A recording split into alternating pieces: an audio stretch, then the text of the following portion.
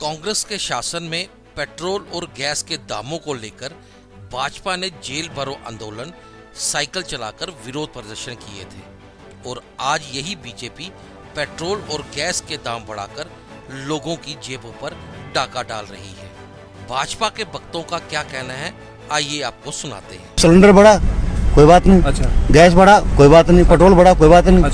अच्छा, कहा जाता है कि बीजेपी के जो अंधभक्त होते हैं उनके बारे में कहा जाता है कि वो 100 रुपए 150 रुपए भी पेट्रोल खरीद लेंगे, तो आप खरीदने के लिए तैयार हो? मैं तो 500 खरीदने तैयार हूँ। और जब कांग्रेस शासन था, भाजपा के नेताओं का क्या कहना था, आइए आपको सुनाते हैं। ये रविशंकर प्रसाद बीजेपी नेता निकल पड़े हैं साइकिल से विरोध प्रदर्शन करने के लिए, एफडीआई महंगाई और भ्रष्टाचार के खिलाफ प्रोटेस्ट करने के लिए आप कहाँ तक जाएंगे? अभी मैं जा रहा हूँ यहाँ से कार्यालय तक, वहाँ से निकल करके हम लोग जाएंगे, धरना प्रदर्शन करेंगे और देश की जनता की आवाज को बुलंद करेंगे।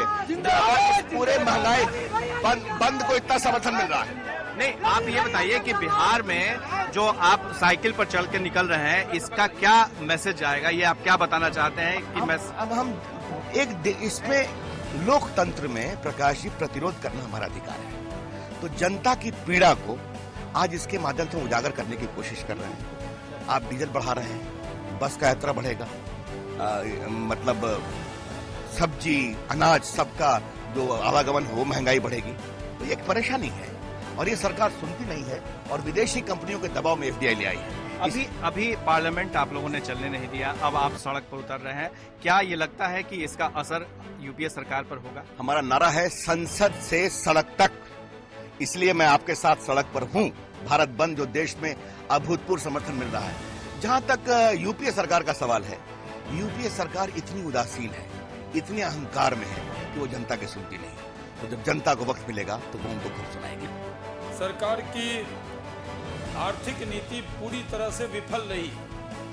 पहले ये दावा करती रही कि तेल कंपनियों का घाटा बढ़ रहा है, सरकार तेल कंपनियों की फिक्र में दुबली हो रही है और आम आदमी से कोई लेना देना इस सरकार को नहीं।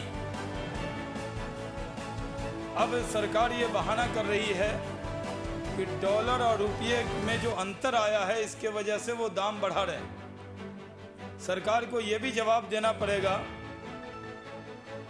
कि जब तेल के दाम बढ़ते हैं, पेट्रोल के दाम बढ़ते हैं, तो उससे सरकार दाम बढ़ाने के पर एक्साइज ड्यूटी में मुनाफा भी कमाती। साल का रिपोर्ट कार्ड के कुछ ही घंटों में उन्होंने देश में जिस प्रकार से पेट्रोल के दाम बढ़ा दिए, ये दिल्ली सरकार की शासन चलाने की नाकामयाबी का जीता जागता सबूत है।